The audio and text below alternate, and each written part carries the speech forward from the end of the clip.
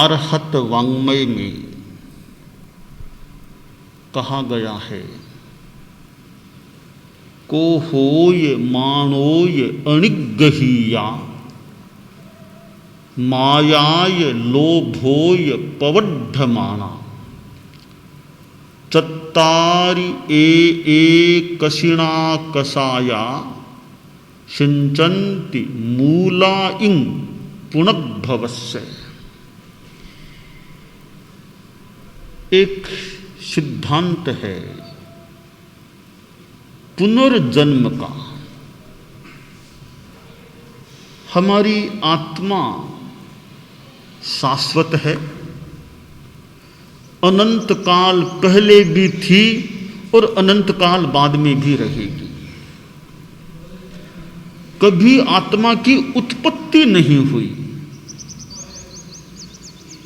और अनादिकाल से आत्मा एक जन्म के बाद दूसरा जन्म, यह क्रम संसारी अवस्था में चल रहा है।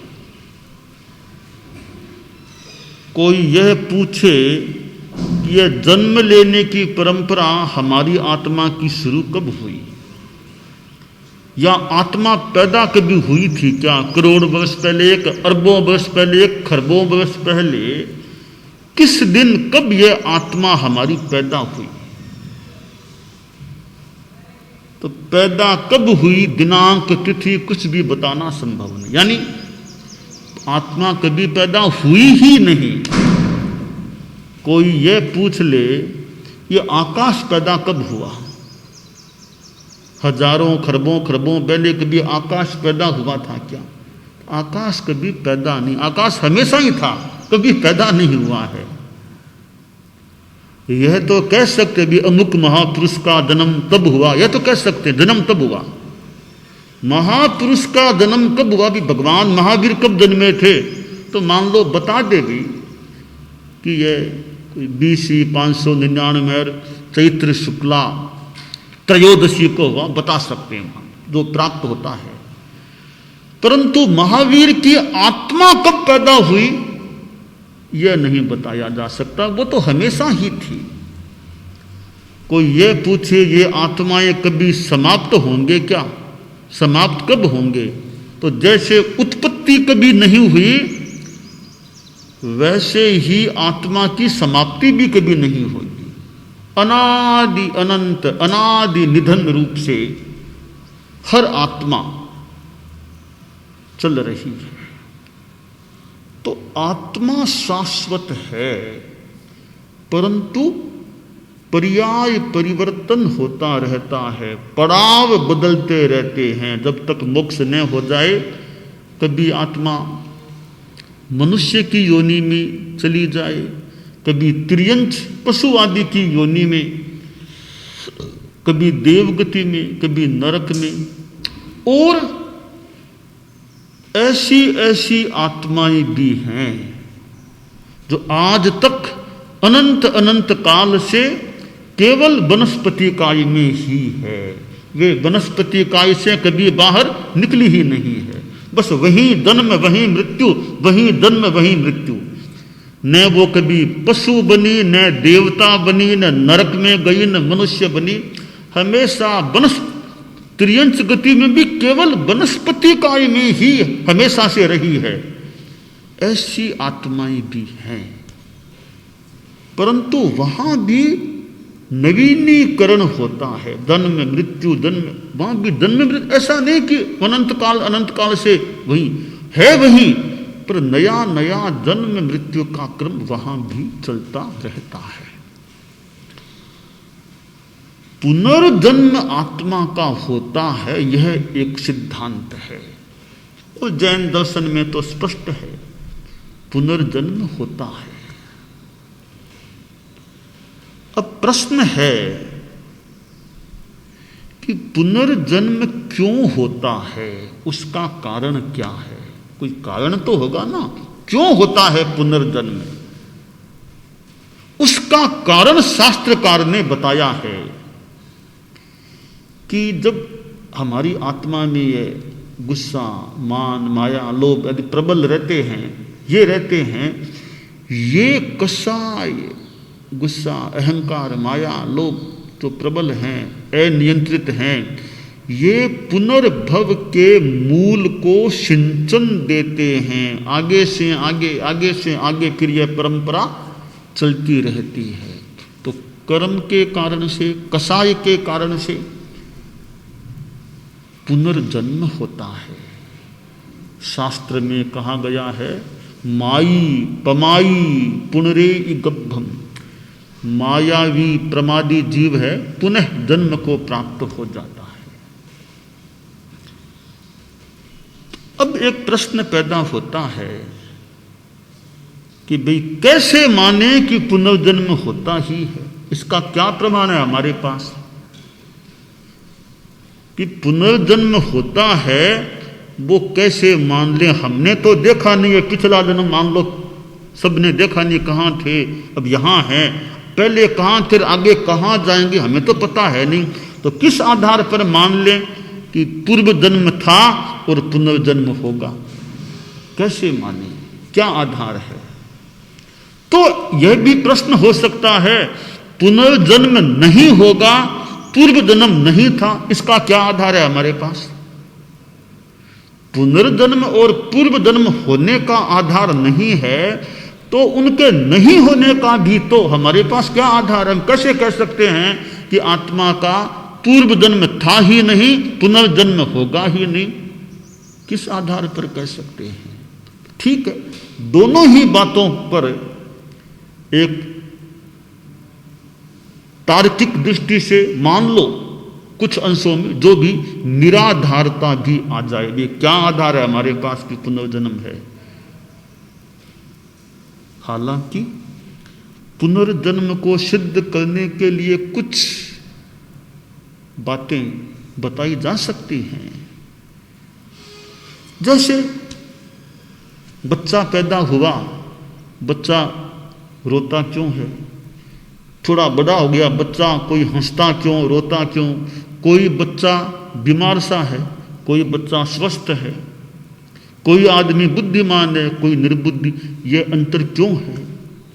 इसका कारण क्या, क्यों अंतर हुआ? ये निर्धन, धनिक, बीमार, स्वस्थ, बुद्धिमान, निर्बुद्धि, ये अंतर क्यों? तब एक बात आती है कि कोई पीछे उसने ऐसे कर्म किए होंगे, उसके फल भोगे जा रहे हैं। तो इससे अनुमान लगा लें कि पूर्व जन्म था, वहां कोई कर्म किए, उसके अनुसार आज फल भोगे जा रहे हैं। ऐसा हो सकता है। ऐसे कुछ तर्कों से, दृष्टांतों से, हेतुओं से पुनर्जन्म की बात को समझाने का प्रयास किया जा सकता है। ग्रंथों में तो ये बातें हैं ही, किसने किसका क्या, पिछला जन्म, पुनर्जन्म, क्या, कई बातें मिलती ही है ग्रंथों में। ग्रंथों में विश्वास कोई नहीं भी करे कि मैं ग्रंथों को नहीं मानता, तो कैसे समझाएं? यानी तार्किक बौद्धिक आधार पर पुनर्जन्म, पूर्व जन्म है ही कहना या सिद्ध करना मान लो मुश्किल हो जाए, तो पूर्व जन्म और पुनर्जन्म नहीं ही है, यह भी सिद्ध कैसे किया जा सकता है? दोनों ओर कठिनाई सिद्ध करने में मान लो आ जाए। अब क्या करें? कोई रास्ता बताओ, करें क्या?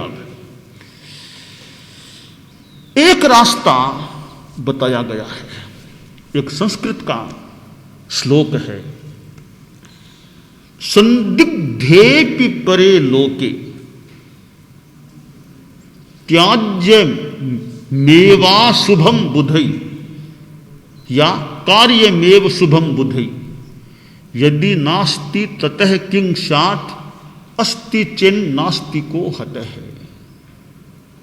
संदिग्धेपि परे लोके त्याज्यमेवा शुभम बुधई अथवा कार्यमेव शुभम बुधई यदि नास्ति ततः किं स्यात् अस्ति चेन नास्तिको हतः। सुंदर एक पथ दर्शन दिया गया है कि परलोक के बारे में, पुनर्जन्म के बारे में संदेह है, यह विषय संदिग्ध है, विवादास्पद है, तो क्या करें? कि भी क्या करें? दो काम करो। पहला काम, अशुभ काम, पाप का काम छोड़ दो, पाप का काम मत करो। दूसरा, शुभ काम, पवित्र धार्मिक काम करो। ऐसा करने से क्या होगा? पाप को छोड़ने से क्या हुआ? धर्म के काम को करने से हुआ क्या? लाभ क्या हुआ? तब बताया गया श्लोक में कि देखो, अगर पुनर्जन्म नहीं है, मान लो, हम तो निश्चय मान लो कह नहीं पा रहे, तो अगर वास्तव में पुनर्जन्म है ही नहीं, तो तुमने इस जीवन में पाप नहीं किए, अच्छे काम किए, तुम्हारा नुकसान क्या हुआ? यह जीवन तो अच्छा रहा ना, आगे है कि नहीं, छोड़ो बात, यह जीवन तो हमारा अच्छा रह गया ना, शांति से जिए, न किसी को तकलीफ दी, अपना आराम संयम से रहे, जीवन अच्छा बीता। तो परलोक नहीं भी है, पुनर्जन्म नहीं भी है, हमारा क्या नुकसान हुआ? यह जीवन अच्छा जी लिया हमने। अगर पुनर्जन्म है, अगर कर्मवाद है, तो हमने पाप नहीं किया, हमें आगे खराब फल नहीं मिलेगा, हमने अच्छे काम किए, हमें आगे अच्छा फल मिल जाएगा, तो लाभ का सौदा हो जाएगा। पुनर्जन्म नहीं है तो भी पाप नहीं करना चाहिए, पुनर्जन्म है तो भी पाप नहीं करना चाहिए, पुनर्जन्म नहीं है तो भी अच्छा काम करना चाहिए, धार्मिक काम। पुनर्जन्म है नहीं है तो भी अच्छा काम करना अच्छा है। और ज्यादा गहरी साधना मान लो मत भी कोई न भी करे, श्रद्धा नहीं है पुनर्जन्म में मान लो, तो सामान्य रूप में तो अच्छा जीवन जियो ना, उसमें क्या नुकसान है। एक आचार्य जी, अपने धर्म के आचार्य, यात्रा कर रहे थे, पद यात्रा कर रहे थे। थोड़ा शरीर भारी था, स्वास्थ्य में कुछ कठिनाई आ रही थी, फिर भी चलते थे, बिहार यात्रा करते थे, तकलीफ पड़ती थोड़ी, फिर भी यात्रा कर गए थे। एक उनका एक थोड़ा परिचित आदमी, थोड़ा संपर्क रखने वाला आदमी एक दिन आचार्य जी के पास आया, उनके स्वास्थ्य के बारे में पूछा कि स्वास्थ्य कैसा है गुरुजी? अभी स्वास्थ्य आजकल थोड़ा ढीला रहने लग गया है, और यात्रा भी चल रही है, गांव जाते हैं तो वो थकान आ जाती है, थोड़ी तकलीफ चलती है, बाकी काम चल रहा है। और तो हमारे नियम भी हैं, रात को तो दवाई भी नहीं लेना, पानी भी नहीं पीना, भोजन भी नहीं करना, और पैदल चलना हमारे नियम है साधुओं के। तब वह जो उनका परिचित आदमी आगंतुक था, भक्त आदमी, बोला गुरुजी मुझे बड़ी तरस आ रही है, दुख हो रहा है आपके प्रति देखकर, आप क्यों इतना कष्ट झेल रहे हो? ये अवस्था, शरीर भी भारी, फिर ये पैदल चलना, और ये सर्दी गर्मी, आप लोग रात को कुछ खाना पीना नहीं, सारी ये सब इतना क्यों कष्ट झेल रहे हो? बड़ा मुझे मन में आ रहा है, क्यों तकलीफ झेलते हो? गुरुजी आगे पीछे कुछ नहीं है, आगे कुछ नहीं है, क्यों फालतू आप ये दुख पा रहे हो, कष्ट पा रहे हो? आगे कुछ नहीं है सो यही है, आप बिना मतलब मत झेलिए इतने कष्ट। ये आप साधुपना पालते हो, और ये धर्म की बात, अरे मेरा तो विश्वास है आगे कुछ नहीं है, देवलोक कुछ नहीं है सो यही है, मृत्यु के बाद आत्मा कुछ नहीं रहती है, तो आप फालतू कष्ट मत झेलिए, मेरी बात मानिए आप। आचार्य जी तो अच्छे वेत्ता व्यक्ति भी थे, का एक बात मैं बताऊं? बताइए गुरुजी क्या बात है? मान लीजिए आपके चिंतन या कथन के अनुसार कि आगे कुछ नहीं है सो यही है, मृत्यु के बाद कुछ नहीं है, कोई पुनर्जन्म नहीं है। अगर आपकी बात मान लो मैं एक बार किसी रूप में मान लूं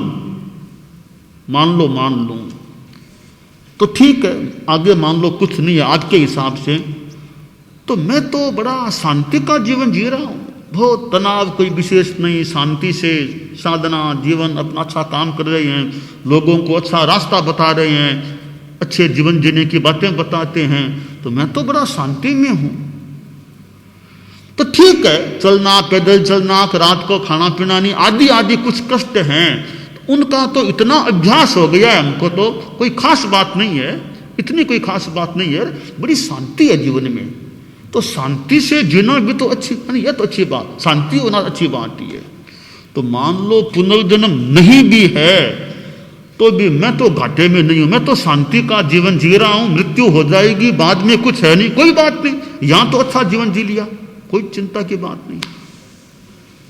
भगत जी एक बात सुनिए, अगर हमारा सिद्धांत सही होगा कि पुनर्जन्म है, पुण्य पाप का फल है, तो आपका क्या होगा? बोला गुरुजी, अगर आपका सिद्धांत सही निकल गया, हम तो पापी लोग हैं, आगे इतने जरबे जूते पड़ेंगे कि धरती भी नहीं झेल पाएगी, हम तो पापी लोग हैं। तो कहा कि फिर पापी या पाप क्यों करते हो, तो कम से कम पाप तो छोड़ो ना, अच्छा जीवन तो रखो, तो आगे भी है तो ठीक है, नहीं है तो भी ठीक है। हो सकता है यह घटना हमारी संघ की परम पूज्य डाल गणेश से जुड़ी हुई, जो भी, आखिर आचार्य जी तो थे ही। तो सारांश की बात यह है कि मेरी राय यह है कि अगर मन में शंका है, हो सकती है शंका भी, बुरी बात भी इतनी नहीं, यहां तार्किक दृष्टि से शंका होना, पुनर्जन्म है या नहीं, आपके मन में अगर शंका है तो मेरी राय आपको यह है, आप पुनर्जन्म है यह मान करके चलिए, पुनर्जन्म हो सकता है यह मान करके चलिए, जीवन अच्छा जिए, साधना करें, यह मेरी राय है आपको। है तो ठीक, नहीं है तो ठीक, भगवान जाने। तो आप पुनर्जन्म है यह मान करके चले और अच्छा जीवन जिए, नैतिकता, अहिंसा, सद्भावना, ईमानदारी, इन तत्वों का जीवन जिए। पुनर्जन्म नहीं है तो भी ईमानदारी तो अच्छी चीज है, यह जीवन भी अच्छा रह पाएगा, अहिंसा तो अच्छी चीज है, यह जीवन भी अच्छा रह पाएगा। तो मेरी राय है पुनर्जन्म को आप मान करके चले, पुनर्जन्म है यह मान कर चलिए, अच्छा जीवन आप जीने का प्रयास करें। तो देखिए, हम लोग जो ये साधुपन साधना का पथ लेते हैं, इसका एक बड़ा आधार यही है कि पुनर्जन्म है या मान करके चलते हैं, ताकि आत्मा आगे से आगे जन्म मरण करती है, वो श्रृंखला टूटे, बंद हो जाए और मुक्ति श्री प्राप्त हो जाए, जहां जाने के बाद न जन्म है न मृत्यु, राग है न द्वेष, कुछ नहीं, शुद्ध आत्मा का स्वरूप है। उस अवस्था को पाने के लिए मूलतः सिद्धांततः यह साधुपन की स्वीकृति होती है, ऐसा मान करके चले। आप लोग जो श्रावक होते हैं वो भी तो आखिर आत्मवाद को मान करके कि आत्मा है, पुनर्जन्म है, कर्म है, पुण्य पाप का फल है, ये मान करके चलते हैं, तभी तो श्रावकत्व का अधिक महत्व है। अगर आत्मा का अस्तित्व मृत्यु के बाद है ही नहीं, अगर यह सिद्धांत वास्तव में सही होता या हो, तो मेरे ख्याल से साधुपना लेने की इतनी कोई अपेक्षा है ही नहीं, इतनी अपेक्षा नहीं, इतना कष्ट कोई झेले। परंतु पुनर्जन्म है यह मान करके चलना चाहिए, और उस आधार पर मानो कि हमने ये साधना का पथ स्वीकार किया, हम आशावादी, आशा कि आत्मा है, पुनर्जन्म की सिद्धांत की बात सही है, यह मानकर चलते हैं या चलें, और कभी हमारे पुनर्जन्म की परंपरा का विनाश हो जाए और मुक्ति प्राप्त हो जाए, तो यह जन्म मृत्यु का चक्र चलता है। जैसे आप लोग गृहस्थ हैं, आपने कपड़े पहन रखे हैं, कपड़े फटेंगे, मान लो फट गए, आप फटे हुए कपड़ों को छोड़ करके नए कपड़े पहन लेते हैं, हम भी पहन लेते हैं, नए कपड़े ले लेते हैं। जीर्ण शीर्ण कपड़े को छोड़ करके नया कपड़ा धारण कर लेते हैं। इसी प्रकार आत्मा एक शरीर को छोड़ करके दूसरे शरीर को धारण कर लेती है। यह क्रम है दुनिया का, यह सिद्धांत है कि जन्म के बाद मृत्यु और मृत्यु के बाद पुनर्जन्म, जब तक आत्मा को मोक्ष न मिल जाए तब तक यह जन्म मृत्यु का क्रम चलता है। आज तक हमने अनंत अनंत जन्म मरण कर लिए हैं, ये कर लिए हैं, पर आगे अनंत करेंगे ही, यह जरूरी नहीं है। कुछ जन्मों के बाद कई कई आत्माओं को इस संसार से मुक्ति मिल सकती है, मोक्ष की प्राप्ति हो सकती है। तो धर्म की साधना का मूल लक्ष्य मोक्ष की प्राप्ति, आत्मा मोक्ष को प्राप्त हो। जीवन जीने का भी एक लक्ष्य यही होना चाहिए कि इस जीवन में कुछ ऐसा करें कि मोक्ष की प्राप्ति इस जीवन के ठीक बाद हो, नहीं भी हो तो कम से कम मोक्ष के निकट तो हो जाएं, निकट हो जाएं और कभी मुक्ति मिल भी जाए। तो यह पुनर्जन्म का सिद्धांत है, एक अच्छा मननीय विषय है। दानान सेठम अभय पयाणम सच्चे सुया अनवज्जं वयन्ति तवे सुया उत्तम बंभचेरम लोगुत्तमे समणे नाय पुत्ते। अरहंता मंगलम सिद्धा मंगलम साहू मंगलम केवल्ली पन्नत्तो धम्मो मंगलम।